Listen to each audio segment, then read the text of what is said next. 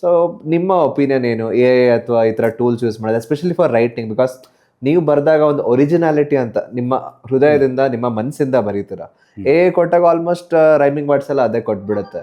So what is your opinion on using A for writing? ನಾನು ChatGPT check ಮಾಡಿದ್ದೀನಿ, use ಮಾಡಿದ್ದೀನಿ. But ಏನು ಅಂತಂದರೆ ಬೇಕಾಗಿರೋ ಥರದ್ದೇನು ನಮ್ಗೆ ಸಿಗಲ್ಲ, ಅಂಥ ಇನ್ಫಾರ್ಮೇಷನ್ ಏನಿರಲ್ಲ. ಏನಕ್ಕೆ ಅಂತಂದರೆ ಇವಾಗ ನಾವು ಜಸ್ಟ್ ಒಂದು ಸಿನಾನಿಮ್ಸ್ ಹುಡ್ಕೊಬೋದು, ಇಲ್ಲ ಒಂದು ರೈಮಿಂಗ್ ಅಂತಲೇ ನಾವು ಹಾಕ್ಕೊಂಡ್ರು ಕಂಪ್ಲೀಟ್ ಮಾಡಬೇಕಾಗಿರೋದು ನಾವೇನೆ.